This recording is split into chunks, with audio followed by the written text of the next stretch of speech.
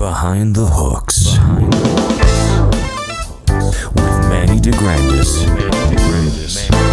And Daniel Panetta.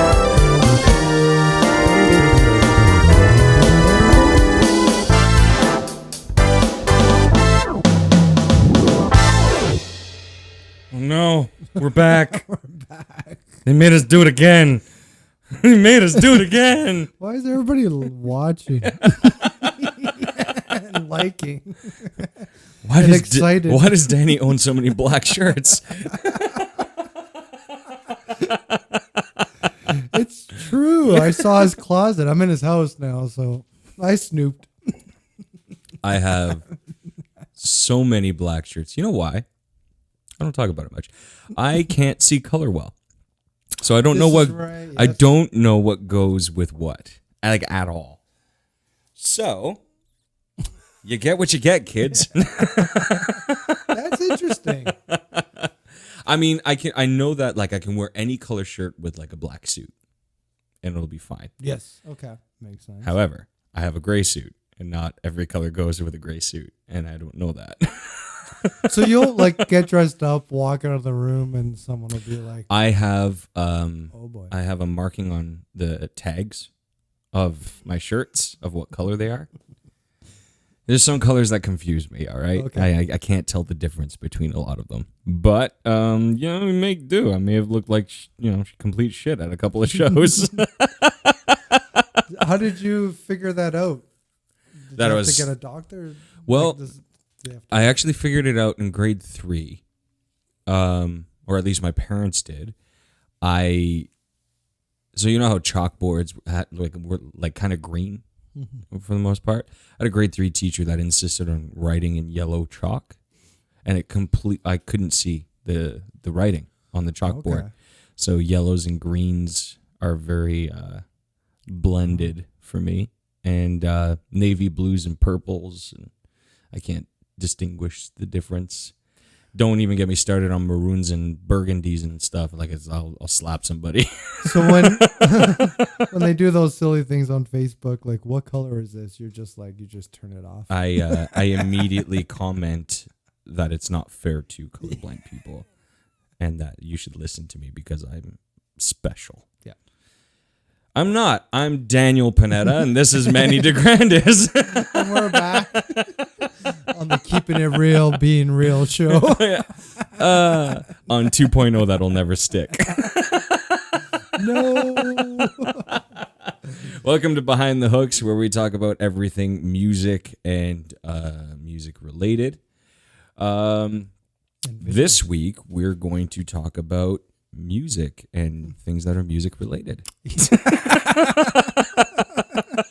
I like what you did there. Said the same thing backwards. I can be smart sometimes. Big smart. How's it going, buddy? I'm all right. Yeah, just hanging out there, having fun. Yeah, I just had a weird thing happen to me.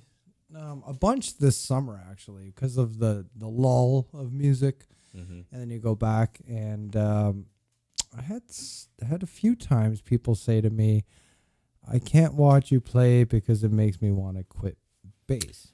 Right. You ever get comments like that? Yeah, it's not a great feeling. No, it's the opposite of what. I know they try and poise it as a compliment. Yeah, and it always is. And it's at the same time, it's like, well, no, like that's not the intention of what we're doing at all. Yeah. I can only imagine in your experiences that it can get quite annoying. Mainly because like, when you're soloing and stuff like that, vocalists, I mean, it's just a extended solo. Yeah. Anytime we open our mouths, I say that with disgust. But for other instrumentalists, where they have the opportunity to rock out on a solo, or there's a tune that features your instrument a little bit more prolifically, I can imagine that at the end of a set or at the end of a gig, a few people coming up and saying, "Man, I play bass too, and you make me want to quit." And it's like the first knee jerk reaction, I assume, like, because even when I get it, my first knee reaction is like awkward laugh. Just laugh, because they probably, I hope they don't mean that. It's like what are they gonna say after that? It's the worst, because I try, and it's nice to get compliments, of course, and claps and whatnot, but words like that are really frustrating, because I look up to so many players, right? Of course. And I can't see myself saying that to them, and I hope I never did or never will. But when I look at someone I enjoy, it gives me inspiration. Mm-hmm. It gives me a kick to go home and practice more. I know where my level is at, so when someone says that, I'm like, well, man, have you ever heard of these guys? Yeah, and it's the fact that it's in your face and right there, and they get excited, and which even makes me think about like the COVID times, where everybody was just, like, there was a lot of wanking on the old Instagram and stuff, and some of it was glorious and some of it was just like, whoa. Explain to the people what you mean by the wanking, because that means something very different for musicians. Yes. So like, Instagram videos are, without a reel or whatever, but like, you get a minute, right? And then, so just be like, and these, whatever, the fastest thing they could play. And I know with a lot of my students, it was frustrating them to see that every time they open up Facebook. Even myself, I was just like, I don't even know if I want to practice now. Like, this is what the people want.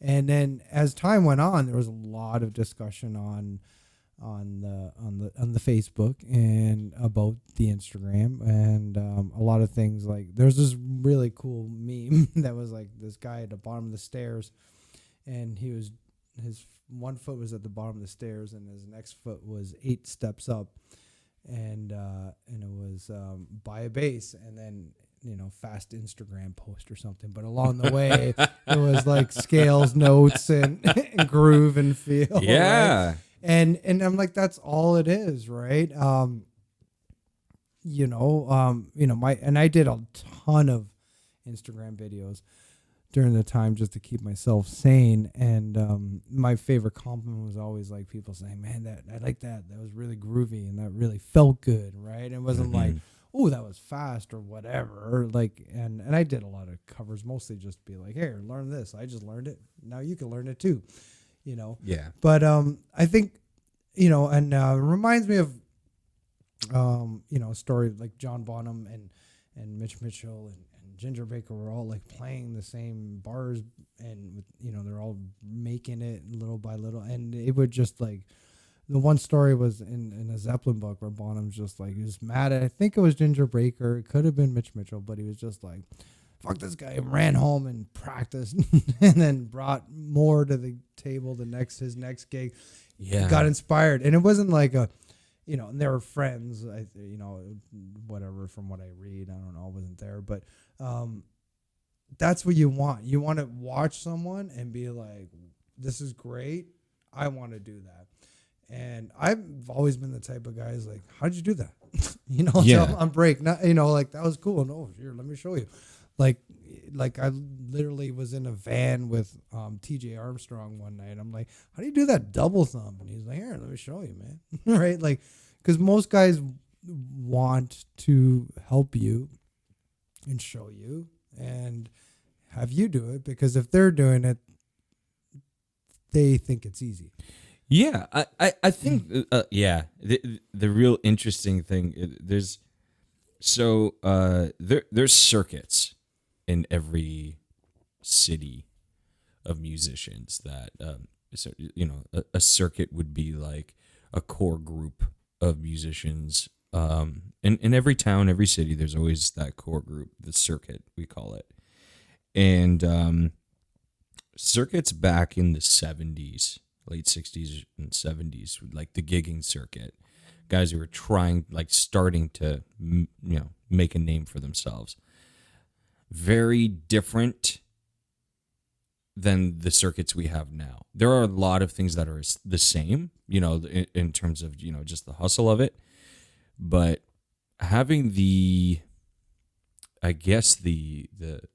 self-reflective nature of what it's supposed to be as a musician, of being able to look at another musician and show appreciation by asking questions about what they just did, where now there's so much pride in people, where it's like, oh, it's competitive. As musicians, yeah, it is a very competitive thing, or at least it can be. But I think that competitiveness of like, and I've seen it before, it's hysterical. You're sitting at a table of music with musicians. There's musicians on stage doing their gig, and you're going there to show support. And it's that whole like Rex mentality of like, somebody who's not a musician sitting beside you, and it's like, oh, that was great. And then a musician will go, it's all right. It happens all the time, man. I'm here to support my friends play. Yeah. But I'm going to rip apart every single thing they're doing. Oh, that's not appropriate for that song. But on the complete opposite of that, I love when so there's so many times where I'll play for the musician table and not play well. Oh, I've been subject to this. Like I'll goof around, right? I'll start tapping, or something stupid, or I'm like, oh yeah, like one night. It's because you're a ham. You do it to just like to see heads pop up and just be like, what? Just to see you guys go. I know what you did. Right. Yeah, I know what you did, and I'm all for it.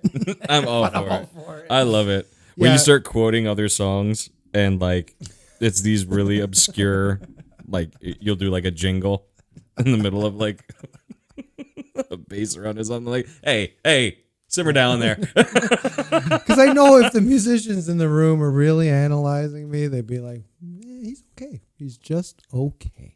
Okay, hold on. What are you talking about? No, I want to quit bass when I hear you play. See, but that's my point, because I don't want you to play bass. Nobody wants to hear me play bass. But no. That's funny.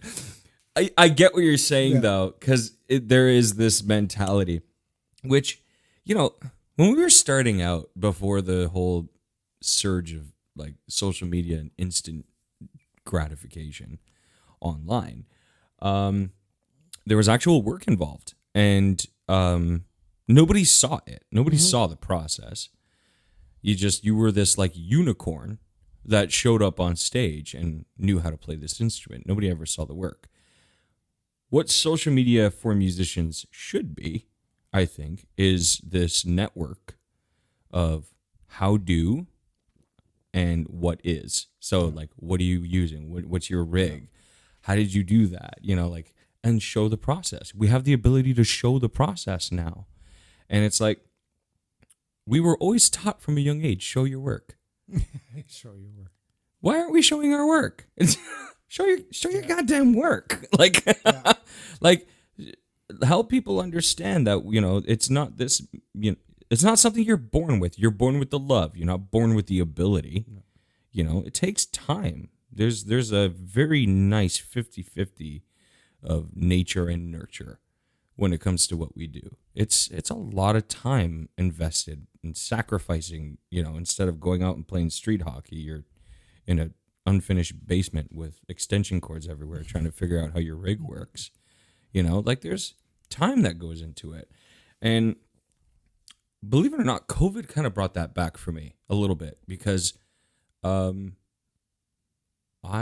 started researching gear and how-to tutorials of how to use gear, how to connect things. And I've always been kind of a dork for, electronics, and how things work.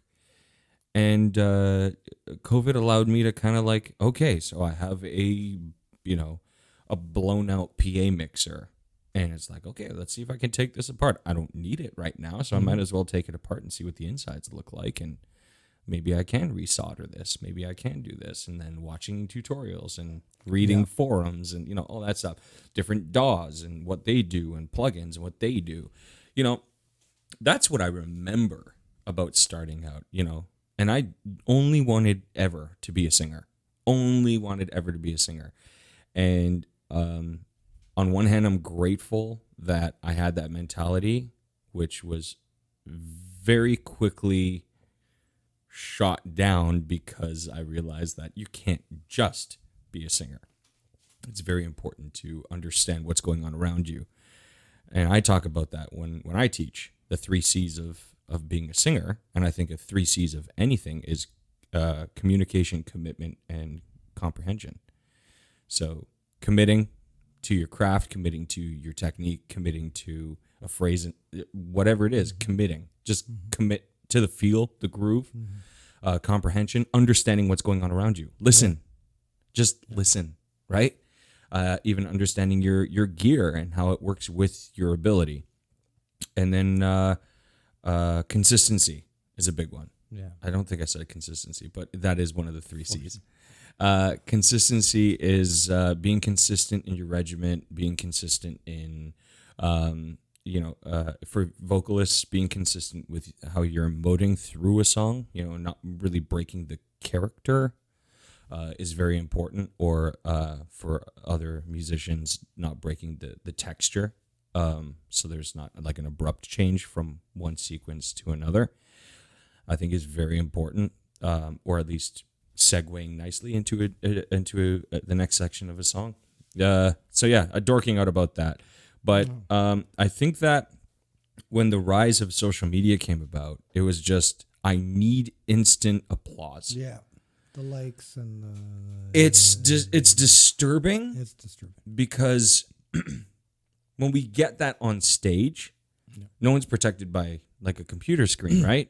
So you can see when people aren't liking what you're doing because they don't clap. They don't clap. They turn their backs to you. They're talking. They may boo. They may boo. Yeah, it happens. Yeah. That's real life stuff. Yeah. But there's this instant thing of like the immediate depression when musicians, especially young ones, look online and it's like, I only got like 40 likes. And it's like, 40 people like what you did. Put them in a bar. Yeah. And if they like what you did, that's a lot of people right in front of you liking what you did. It's a lot of people watching and clapping for you. Yeah, I think that it's hurting a lot of young musicians that are coming up because the instant gratification of the applause and the appreciation is taking away from their potential, because nothing in this industry is instantaneous. Yeah. Nothing.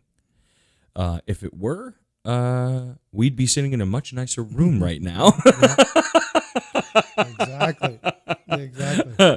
But I get what you mean, like the whole wanking thing too, because I put a post out a week ago, something like that.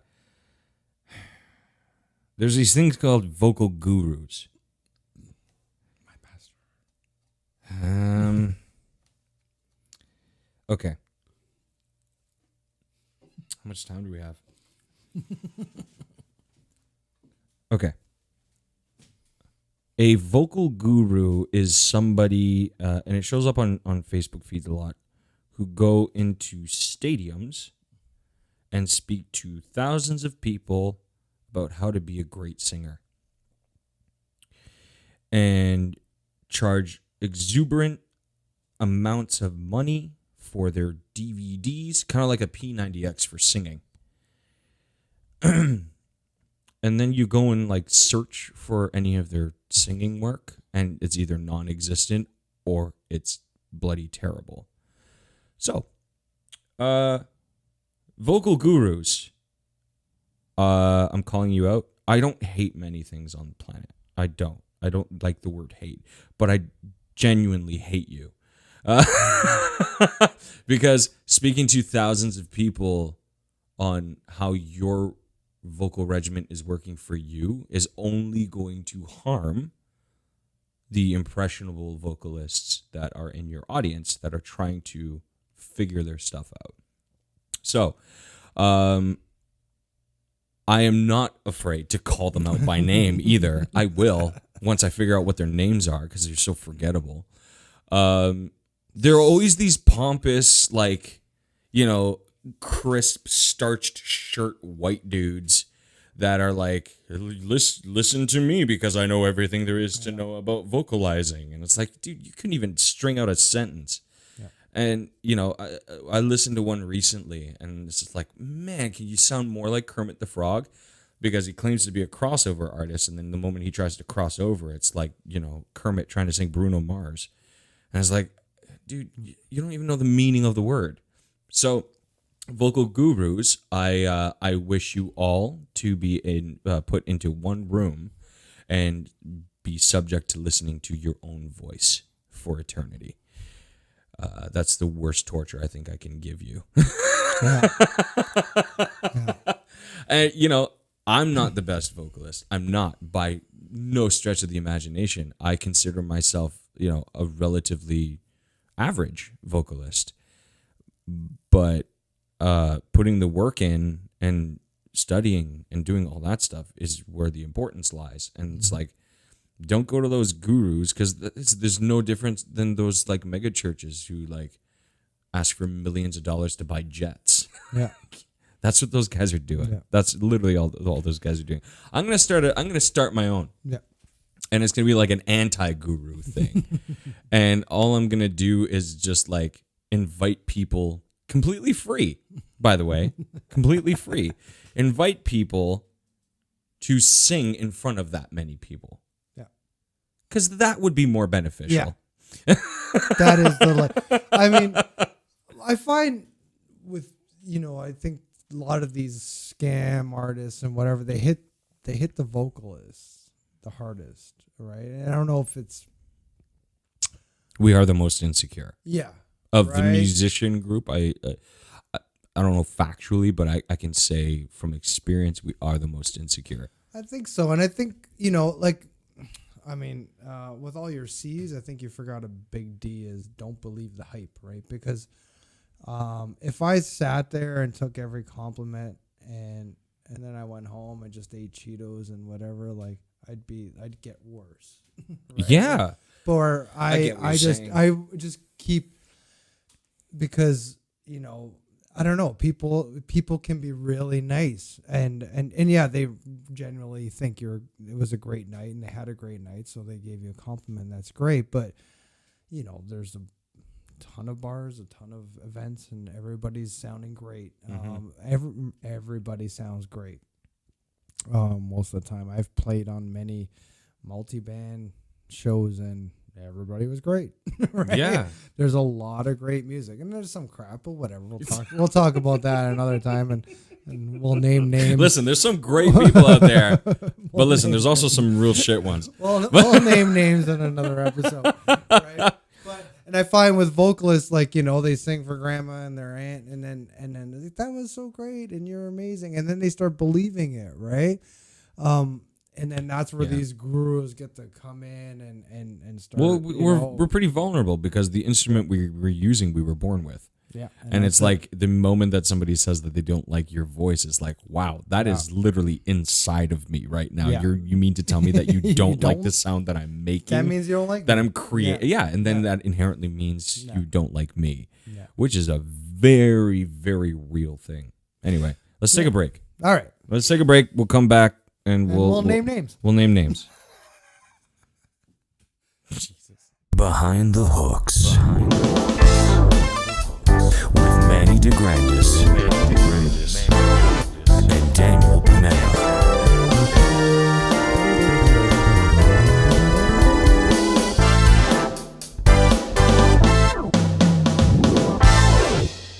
All right, we're back. Woo-hoo. I hope you enjoyed that commercial that I made. Go buy that stuff. Go consumerize. Yeah, Christmas is coming, eh? It always comes. It's a year, whatever. It always seems to be coming. Everything seems to be coming. There's always something coming. Just like birthdays. Birthdays. On this day in music history. We're doing a born on this day, 1926. A very happy birthday to the late, great Chuck Berry. Singer, songwriter, guitarist. He was one of the pioneers of rock and roll music who helped develop rhythm and blues into major elements that made rock and roll distinctive. His lyrics focused on teen life, consumerism. His own brand of showmanship became a major influence on subsequent rock musicians like Angus Young. Of course. You know, the Chuck Walk. The Chuck Walk. So Chuck Berry, my first experience in listening to Chuck Berry was Maybelline. Because Elvis did Maybelline, he covered it, and then I heard Chuck do it, and it's like, man, this is a crazy song. This is a fun song. And then watching, I believe it was Cadillac Records, and Cadillac Records kind of circles around the old like Chess Records, and with Muddy Waters and John Lee Hooker and all those blues greats, and then having Etta James part of the label, and then this new guy comes in, Chuck Berry, and changes how rhythm and blues is done. So Chuck Berry predates the Elvis era of rock and roll. It was more along the era of like the Rocket 88 and Little Richard and things like that, who were the real like founding fathers of rock and roll. Chuck had a very interesting way of playing, which hadn't really been done before, through a distorted amp. There was guys that were doing regular changes through a distorted amp by accident. Chuck managed to, reinvent the wheel when it came to rock and roll playing. And if you listen to a lot of his beginning riffs, you can also hear them in the Beach Boys tracks. You can hear his style of playing in literally any rock musician or rock band out there has some sort of Chuck Berry influence. Bo Diddley would say that it was his influence, but it was definitely a Chuck Berry thing. I remember seeing that documentary on Chuck when the Rolling Stones had broken up for a little bit and Keith Richards played with Chuck Berry for a little bit. Hail, hail, rock and roll. Yeah, and it's just the funniest thing watching like these two like iconic rock guitarists of completely different eras talk to each other, like almost like Keith Richards talking to his like aging father. And Chuck Berry's so set in his ways. It's like, hey man, mine's worked for me for this amount of time. So what are you gonna do about it? But yes, very happy birthday to Chuck Berry. Definitely one of the founding fathers of rock and roll. Yeah, and he brought game and style, and I don't know, they, that whole era, they all really brought a show. It was about a show back then, right? Which was crazy because they hardly ever toured with their own band. No. And you got to remember, too, this was an era in music where songwriters didn't sing their own stuff. Labels had their own songwriters. All of that. Chess Records was an interesting label, though, because it allowed the musicians, the performers, to be the songwriters, which we didn't see again until the mid-'60s with, bands like the Beatles and Elton John and stuff like that, where they were able to perform songs that they had written, the singer-songwriter era of the music world. But, I mean, it started 20, 30 years before that. It's just people didn't realize it. And, Chuck went on to be the legend that he became on the, I guess the notion that he owned it, and he owned it fully. You know, he was the songwriter and the performer, which we take for granted now. We really do. I know it's a shame because all that, like, it sounds dated, and it's too bad. Trying to teach kids now, like, 20 years ago, I could teach them a blues and stuff like that, and because it's still being modern music, but now it's gone, right? That whole 1-4-5 is kind of gone in modern rock, and it's as far as that transition 6. Yeah, it's just there's just something so happy about that, right? Well, the theory thought behind that too. I mean, like, you're going for like all perfect intervals, and which was on purpose. I try to tell, like, there's only 3 major chords in a key, and that's all they used. And if they won the ballot, very purposeful. Everything was in constant motion. Adding the dominant 7s to everything, and there was always movement within the song. You can do. There was so much being done with those 3 chords because of the sense of motion that you were getting from it, and the different scales and licks you can do over those chords. I mean, there are still. As long as we've had those 3 chords, there are still millions and millions and millions of different ways that you can show your riffs and licks that haven't been done yet. Yeah, still millions. It's just think about it. 3 chords. With 3 chords, there are still millions of ways to solo over them. Which is why that lasted so long, right? So 50s and then the 60s and the 70s. It was like, whoa. And it's amazing because, like, you're talking about coming out of, like, the bop era, because rock and roll was kind of like an FU to bop, bebop, and which was just changes, and it's just like, how many chords can I fit in a bar? It's like, and you. I think that people were craving that simplicity a little bit, especially the teenagers, where the parents were listening to the bebop era and they were like, "Oh, this is music. Listen to this talent. Listen to the effortless of this." And it's like, "Yeah, but listen to this. They're doing a lot more with a lot less." Like, yeah, that happens so often. There's so many times that happens through the generations. Oh yeah, man. I think about that a lot. I think about it a lot. Just like how in the 1920s, the parents were listening to, like, waltzes and saloon music, and the kids are like, "Yeah, but listen to this bebop," and then it's like, oh, those kids turn into parents listening to bebop, and their kids are listening to rhythm and blues, and then rock and roll, and it's like, and then folk and protest music, and it's like, there's always that. There is always that. Now we're listening. I don't know what we're listening to. Yeah, I don't know. My playlist doesn't go past 1985. Like, I think there's too much information. But yeah, it's funny. Like, when I go to teach, All of Me or something, I'm like, this was a hit in the radio, right? And my kids just don't get it. They're like, what? The standard, right? Not the John Legend song. No, the standard. Sorry. I know. I keep forgetting it's a John Legend song.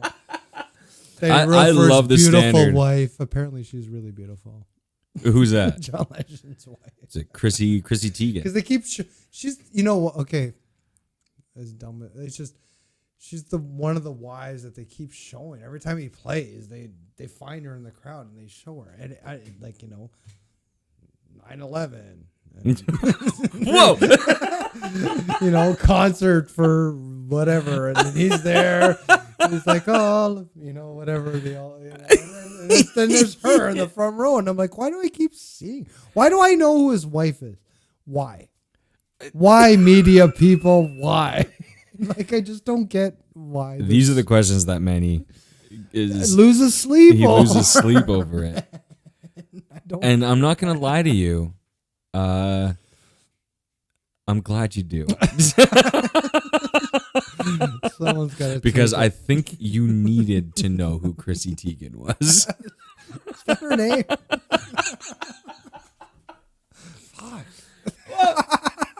I get it. Like I don't want there. We had this like unicorn thing, man. We were a mystery to people. Oh my God! They had to, they hit John Lennon's first wife and blah blah, and then then he shows off Yoko, and look what happened. Like it was What better. happened, Manny? The Beatles ended When did the Beatles end? with Yoko. Who killed John Lennon? Oh, that was the American government. Shouldn't be laughing about that. That was a very sad thing that happened to John Lennon. But if you go back to, I think, our first episode, that's how you ended it. And I'm not gonna lie, Manny, I got some texts. We'll send them my way. I'll send them videos. Can we talk about something? No, I want to talk about why when bands break up, what happens to the songs? Because I think there's a lot of young bands out there that are having a hard time when it comes to separation of the band, and then what happens in perpetuity of the music, especially if you have any cuts or recordings that are done. And I'm not gonna lie to you, it's boring and it sucks. But just make sure. I think if I am gonna say anything about that, and I did say we're gonna talk about it a little bit, because I'm gonna say this and then we're gonna change the subject. Register your songs. Sign up SoCan. Split your ways the way that is fair and honest, and just maintain your catalog. That's literally it. Sign up to your SoCan, your BMI, your ASCAP, wherever you're from, wherever your songwriter's registration is for your country, and just register your songs. Get them cataloged and just have them there. It's very important. I can't even tell you how sad it is when you've discovered that you've lost your catalog, because labels can be dicks sometimes. Yeah. Luckily some of that stopped. I mean, I know so many stories of 60s bands. They've lost everything, their publishing and all that, right? Like it's the worst, right? Because you're 3, 4, 5 dudes, girls in a basement making these songs. Someone's probably maybe L5 or maybe 1, and then whatever, and then you get the record deal, and then and then they either take everything away or they've stopped. It's stopped a lot, but now what they do is now they pay you 0.0003 cents to have it streamed.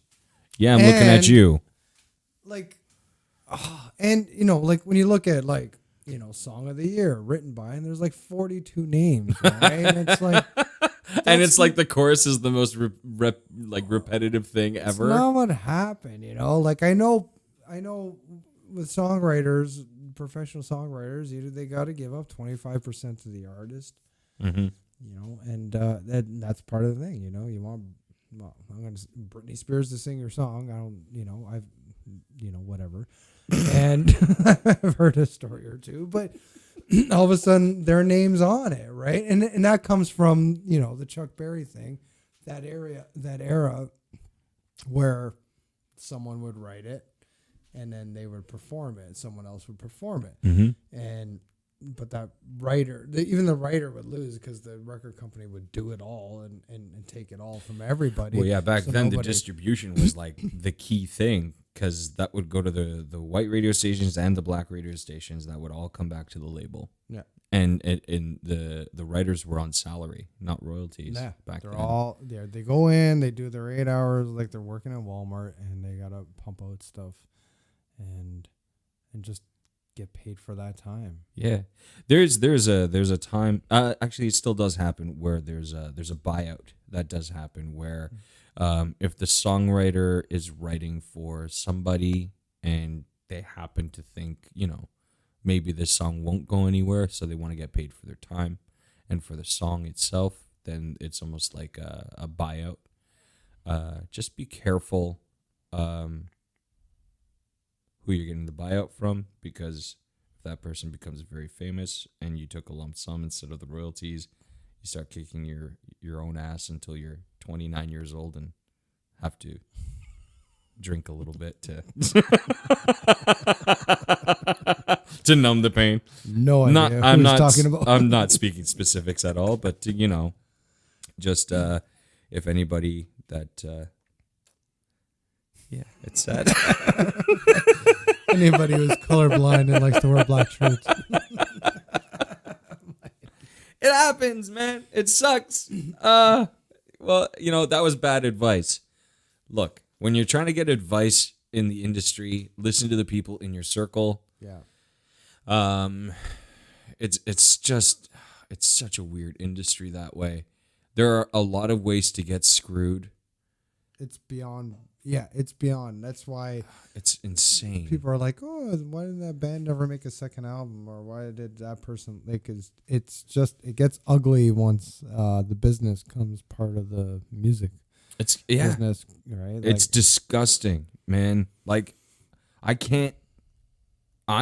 don't have enough time for the rest of my life to talk about the amount of times that's happened to me. And just to me. And I find it's a singer thing too. Like that, we were talking about that earlier, right? And I always feel like it's the singer that gets always mulled over more than, not, I just feel like. Well, you're the face, right? It becomes that thing of your fame can't save you. You have to know a little bit too. And employ people that are smarter than you and treat them well, and you'll be protected. You'll be okay. Have your circle very tight. Very, very close circle. It's hard though, because once you start getting famous, and there's a million stories of that where you think your crew's your crew, right? Because the problem is, if you make it young, and you could speak about this more than I can, like you don't, I don't know, like you're in high school, and you got friends and whatever, but they have no idea what you're going through, right? Yeah, they have your back, especially growing up Italian. I was a young loner people- most of my life, man. Like I didn't have many friends. The weird thing was, I was excited to go to like music schools and stuff like that because I knew I was going to be with people that had similar experiences to me or are going through the similar experiences that I was going through, which wasn't the case. I was one of those unicorns that, was touring in a school where that really wasn't a thing. There was maybe a couple people that were on like TV shows and stuff like that. And I don't really know if any of it was like genuine friendship because like I would take people out for like sushi lunches in high school just to like buy friendship. Yeah. And, I was seeing somebody at the time who would get livid with me because I was doing that. And it's just like, I didn't know what else to do. Yeah. It sounds very depressing. It's, you know what? It could have been a lot worse. But I think because I started so young, I didn't know what was genuine. Yeah. And if you work a little bit through it, and if you make it a little bit older, then now you've got other people that have been in the scene a bit, and you could judge and whatnot. I'll get calls to play bass on something, and then I'll get this thing I have to sign that says that I just played bass and I got paid.